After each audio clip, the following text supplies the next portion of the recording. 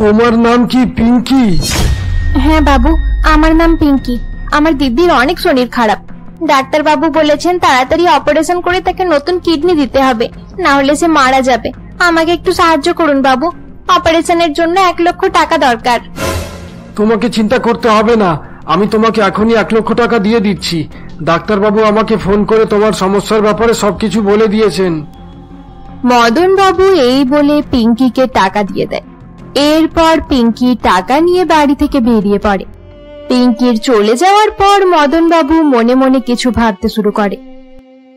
একটা সময় ছিল যখন আমরা ভালোভাবে খেতে পেতাম না, থাকার জন্য ঘর ছিল না। আজ আমার কাছে অনেক টাকা আছে, কিন্তু আমার সন্তানেরা নেই। আমার ছেলে মেয়েরাও হয়তো এরকম বড় হয়ে গেছে, জানি না তারা কোথায়। আমি এটাই প্রার্থনা করব, তারা যেখানে থাকুক ভালো থাকুক। মদন বাবু এসব কথা ভাবতে থাকে। অপরদিকে পিঙ্কি টাকা নিয়ে হসপিটালে পৌঁছায় এবং ডাক্তারের হাতে তুলে দেয়। ডাক্তার বাবু, এবারে তাড়াতাড়ি আমার দিদির অপারেশন করে তাকে সুস্থ করে তুলুন। ঠিক আছে, আমি অপারেশনের ব্যবস্থা করছি। তার আগে আপনি এই ফর্মটা ফিল আপ করে দিন। এটাতে লেখা আছে যে আপনি নিজের ইচ্ছায় নিজের দিদিকে কিডনি দিচ্ছেন। হ্যাঁ ঠিক আছে ডাক্তার বাবু, আমি এখনই ফর্ম ভরে দিচ্ছি। এরপর পিঙ্কি ডাক্তারের কাছ থেকে একটি কাগজ নিয়ে সেটাতে কিছু লিখতে শুরু করে। হ্যালো, হ্যাঁ ডক্টর রমেন, আপনি তাড়াতাড়ি জিসিটি হাসপাতালে চলে আসুন, একটা অপারেশন করতে হবে। হ্যাঁ হ্যাঁ, সব ফর্মালিটি পূরণ হয়ে গেছে। এরপর কয়েকজন নার্স কবিতাকে অপারেশনের জন্য তৈরি করে অন্য একটি রুমে নিয়ে যায়। একই সঙ্গে পিঙ্কিকেও নিয়ে যাওয়া হয়। কিছু সময় পর অপারেশন শুরু হয়ে যায়। অপরদিকে বিক্রম কবিতার খোঁজ করতে করতে হসপিটালে আসে। সিস্টার, একটু শুনবেন? হ্যাঁ বলুন, কি চাই? আমি শুনেছি কবিতা নামের পেশেন্ট এই হাসপাতালে ভর্তি আছে। উনি কত নম্বর রুমে আছে এটা বলতে পারবেন? তাকে এখন অপারেশন থিয়েটারে দেওয়া হয়েছে। কি বললেন? দিদিকে অপারেশন থিয়েটারে দেওয়া হয়েছে? হ্যাঁ, ওইদিকে অপারেশন থিয়েটার আছে, আপনি তার বাইরে দাঁড়িয়ে অপেক্ষা করতে পারেন। নার্সের কথায় বিক্রম অপারেশন থিয়েটারের বাইরে গিয়ে দাঁড়িয়ে পড়ে এবং অপারেশন শেষ হওয়া পর্যন্ত অপেক্ষা করতে থাকে। অপরদিকে কয়েকজন ডাক্তার অনেক সতর্কতার সঙ্গে কবিতার অপারেশনের কাজ করতে থাকে। বিক্রম যখন ওটির বাইরে দাঁড়িয়েছিল এমন সময় শিল্পা তার কাছে আসে। চিন্তা করো না বিক্রম, সবকিছু ঠিক হয়ে যাবে। পিঙ্কি কবিতার দিদিকে কিডনি দিচ্ছে, আমার বিশ্বাস অপারেশন সফল হবে। কি বললে? পিঙ্কি দিদিকে কিডনি দিচ্ছে? হ্যাঁ বিক্রম, পিঙ্কি কিডনি দিচ্ছে। তাছাড়া অপারেশনের টাকাটাও পিঙ্কি নিজেই জোগাড় করে এনেছে। আমার তো বিশ্বাস হচ্ছে না যে মেয়েটা কবিতা দিদিকে শুধু দুঃখ দিয়ে গেল, আজ সে তার প্রাণ বাঁচানোর চেষ্টা করছে। পিঙ্কির আসার আগে সূর্য টাকা আনতে গিয়েছিল, কিন্তু সে এখনো পর্যন্ত ফেরেনি। ঠিক সময়ে পিঙ্কি এসে যাওয়ায় দিদির অপারেশন শুরু হয়ে গেছে। পিঙ্কি ঠিক সময়ে না এলে দিদির প্রাণ বাঁচানো যেত না বিক্রম। পিঙ্কি যে পাপ করেছে, হয়তো এভাবেই তার পাপের প্রায়শ্চিত্ত হবে। আচ্ছা বিক্রম, তুমি একটু গিয়ে দেখবে সূর্য কোথায়? সূর্যের জন্য আমার অনেক চিন্তা হচ্ছে, হয়তো তার কোনো বিপদ হতে পারে। ঠিক আছে, তুমি চিন্তা করো না, আমি গিয়ে দেখছি। বিক্রম এই বলে হসপিটাল থেকে বেরিয়ে সূর্যের খোঁজ করতে যায়। বিক্রম সূর্যকে খুঁজতে খুঁজতে শিল্পার বাবা চন্দনের কাছে যায়। সূর্য এখন পর্যন্ত হাসপাতালে পৌঁছায়নি, তার একটাই কারণ হতে পারে। আমি যখন তাকে 1 লক্ষ টাকা দিয়েছিলাম তখন আমার কাছে কাজ করা এক পুরানো গুন্ডা রঘু তাকে দেখে নিয়েছিল। আমার মনে হয় সেই রঘু সূর্যকে কোনো রকম বিপদে ফেলেছে। এখন সে কোথায় কিছু বলতে পারবেন? হয়তো সে কোথায় থাকতে পারে এটা আমি জানি, চলো আমিও তোমার সঙ্গে সেখানে যাব। চন্দন এই বলে বিক্রমকে নিয়ে বাড়ি থেকে বেরিয়ে পড়ে। চন্দন বিক্রমকে নিয়ে একটি পুরানো বাড়িতে পৌঁছায় এবং সেখানে গিয়ে তারা দেখে রঘু তার কয়েকজন গুন্ডার সঙ্গে সূর্যকে একটি চেয়ারে বেঁধে রেখেছে।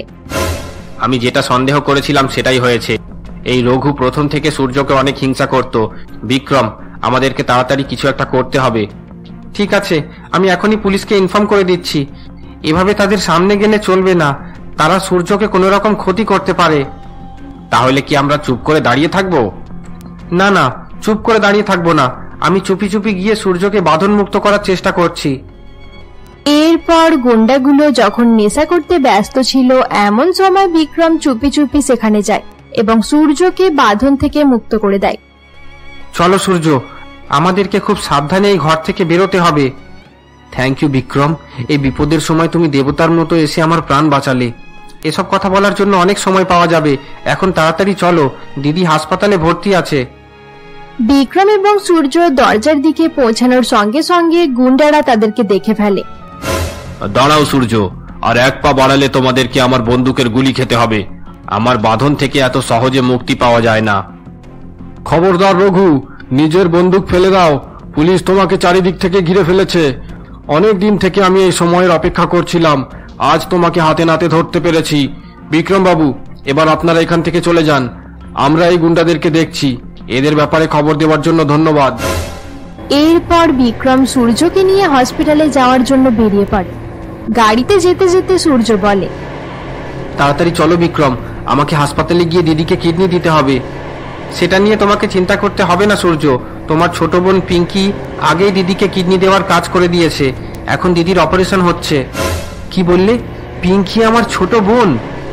হ্যাঁ সূর্য, শিল্পার কাছ থেকে আমি তোমার ব্যাপারে সবকিছু জানতে পেরে গেছি, সাথে এটাও বুঝতে পেরেছি যে কবিতা এবং পিঙ্কি তোমার বোন।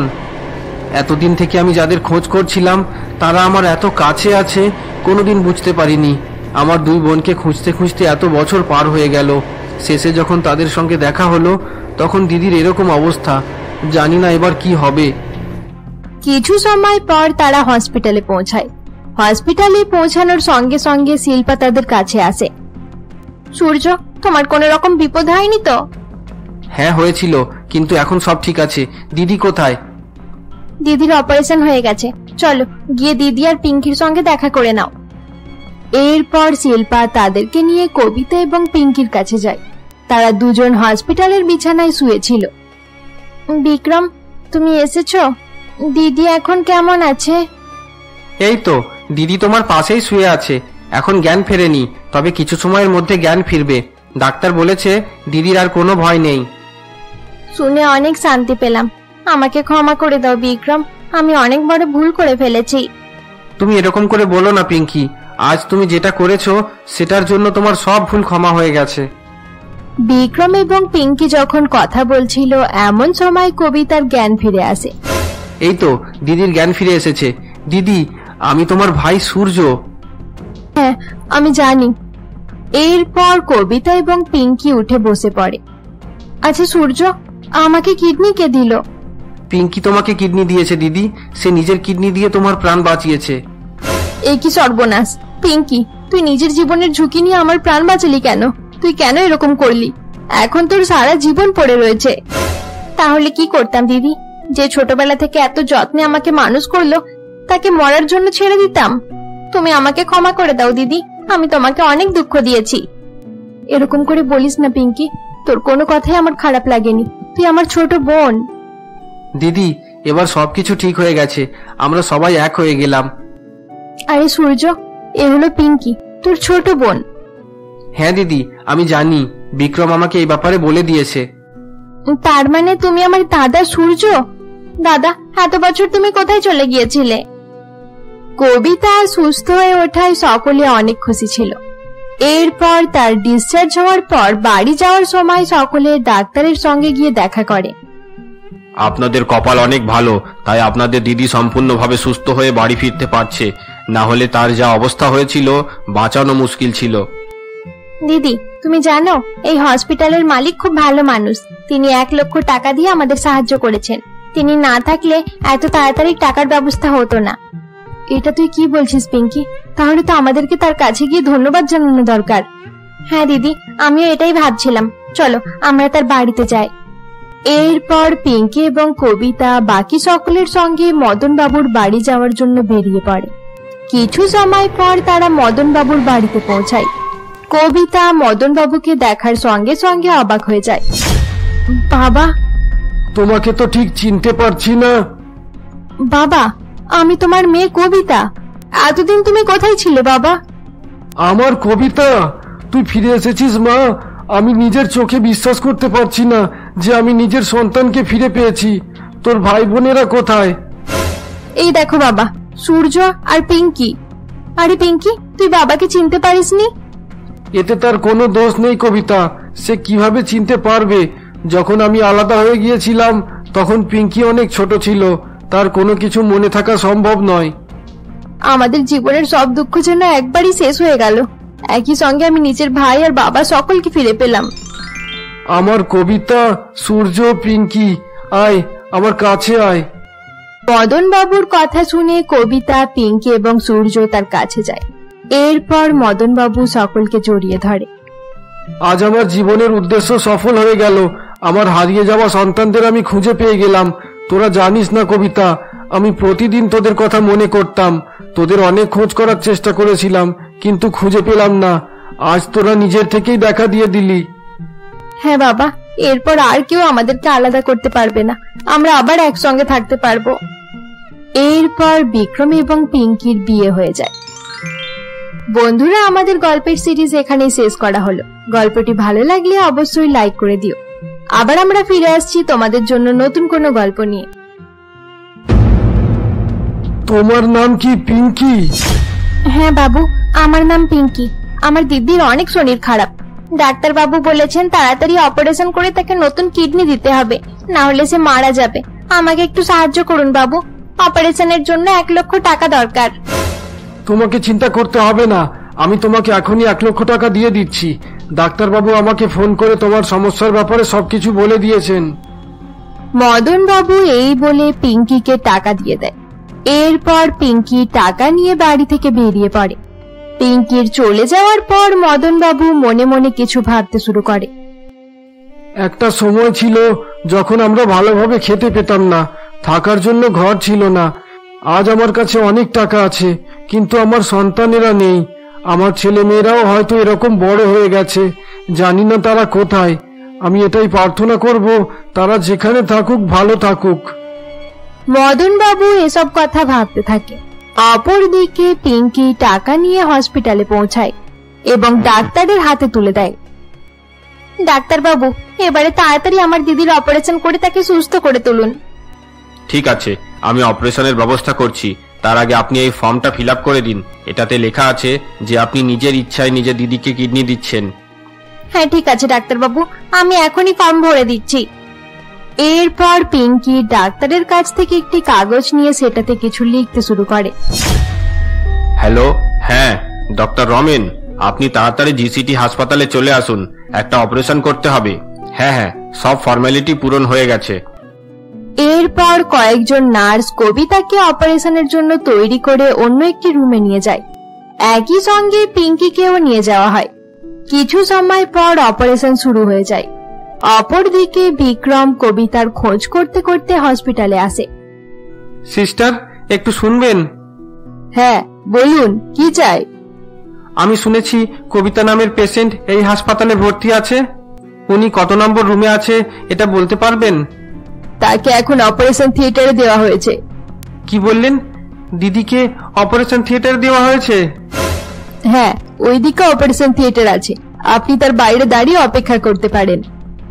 নার্সের কথায় বিক্রম অপারেশন থিয়েটারের বাইরে গিয়ে দাঁড়িয়ে পড়ে এবং অপারেশন শেষ হওয়া পর্যন্ত অপেক্ষা করতে থাকে।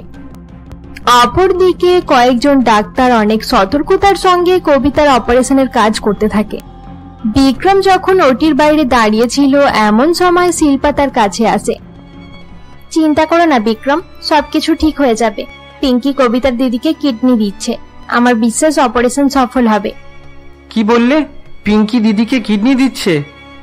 হ্যাঁ বিক্রম, পিঙ্কি কিডনি দিচ্ছে। তাছাড়া অপারেশনের টাকাটাও পিঙ্কি নিজেই জোগাড় করে এনেছে। আমার তো বিশ্বাস হচ্ছে না যে মেয়েটা কবিতা দিদিকে শুধু দুঃখ দিয়ে গেল, আজ সে তার প্রাণ বাঁচানোর চেষ্টা করছে। পিঙ্কির আসার আগে সূর্য টাকা আনতে গিয়েছিল, কিন্তু সে এখনো পর্যন্ত ফেরেনি। ঠিক সময়ে পিঙ্কি এসে যাওয়ায় দিদির অপারেশন শুরু হয়ে গেছে। পিঙ্কি ঠিক সময়ে না এলে দিদির প্রাণ বাঁচানো যেত না বিক্রম। পিঙ্কি যে পাপ করেছে, হয়তো এভাবেই তার পাপের প্রায়শ্চিত্ত হবে। আচ্ছা বিক্রম, তুমি একটু গিয়ে দেখবে সূর্য কোথায়? সূর্যের জন্য আমার অনেক চিন্তা হচ্ছে, হয়তো তার কোনো বিপদ হতে পারে। ঠিক আছে, তুমি চিন্তা করো না, আমি গিয়ে দেখছি। বিক্রম এই বলে হসপিটাল থেকে বেরিয়ে সূর্যের খোঁজ করতে যায়। বিক্রম সূর্যকে খুঁজতে খুঁজতে শিল্পার বাবা চন্দনের কাছে যায়। সূর্য এখন পর্যন্ত হাসপাতালে পৌঁছায়নি, তার একটাই কারণ হতে পারে। আমি যখন তাকে 1 লক্ষ টাকা দিয়েছিলাম তখন আমার কাছে কাজ করা এক পুরানো গুন্ডা রঘু তাকে দেখে নিয়েছিল। আমার মনে হয় সেই রঘু সূর্যকে কোনো রকম বিপদে ফেলেছে। এখন সে কোথায় কিছু বলতে পারবেন? হয়তো সে কোথায় থাকতে পারে এটা আমি জানি। চলো, আমিও তোমার সঙ্গে সেখানে যাব। চন্দন এই বলে বিক্রমকে নিয়ে বাড়ি থেকে বেরিয়ে পড়ে। চন্দন বিক্রমকে নিয়ে একটি পুরানো বাড়িতে পৌঁছায় এবং সেখানে গিয়ে তারা দেখে রঘু তার কয়েকজন গুন্ডার সঙ্গে সূর্যকে একটি চেয়ারে বেঁধে রেখেছে। আমি যেটা সন্দেহ করেছিলাম সেটাই হয়েছে।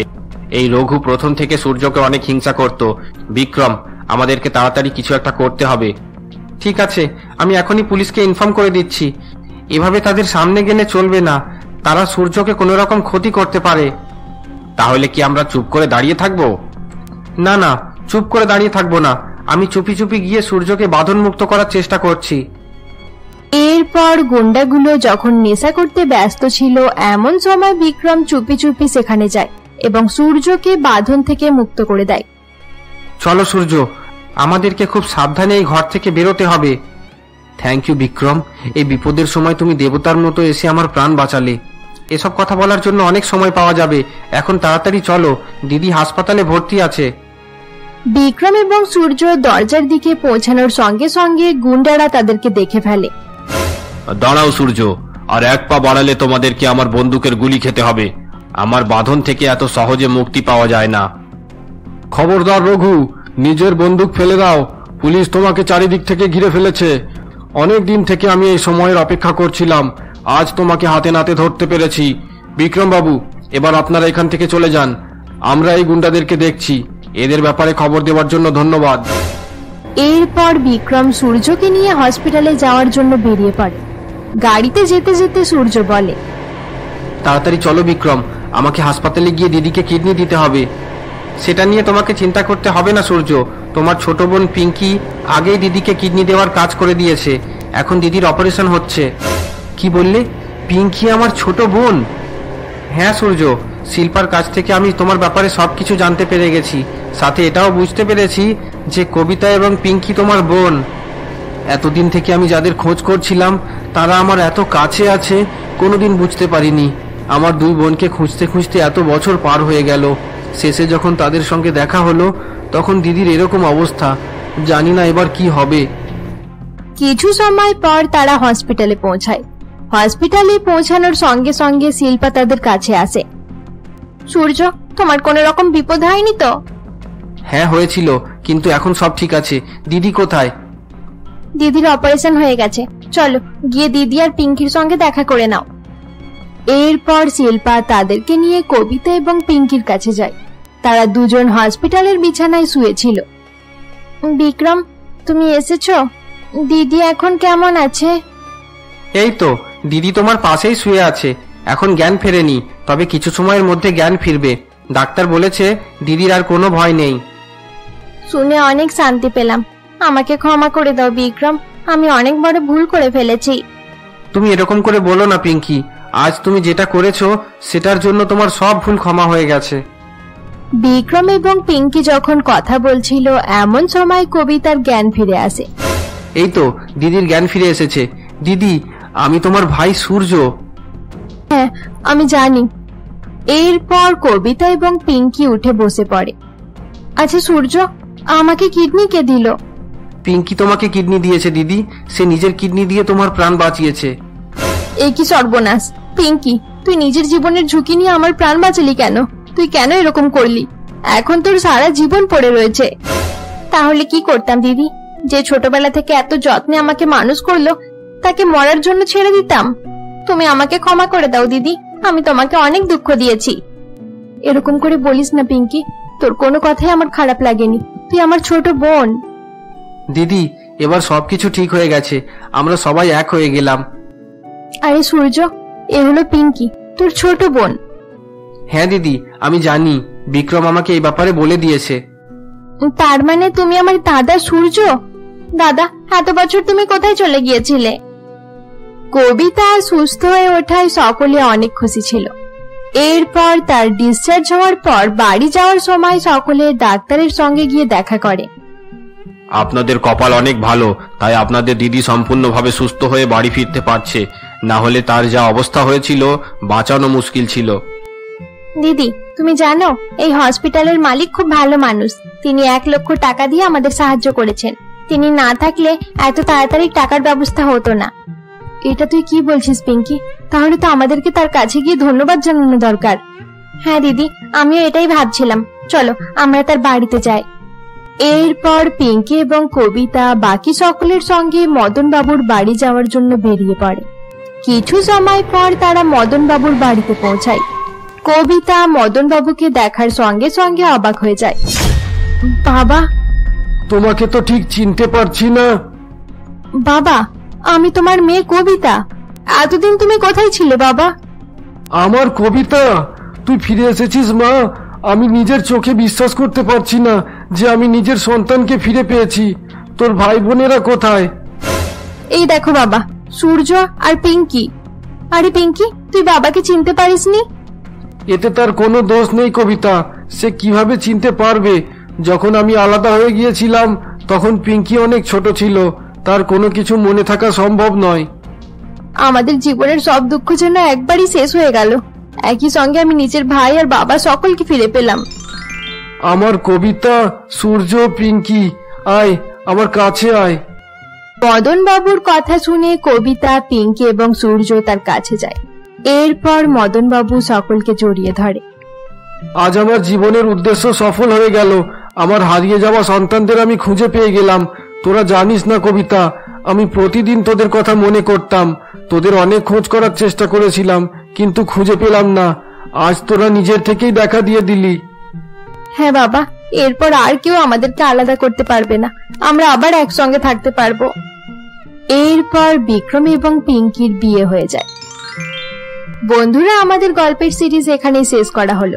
গল্পটি ভালো লাগলে অবশ্যই লাইক করে দিও। আবার আমরা ফিরে আসছি তোমাদের জন্য নতুন কোনো গল্প নিয়ে।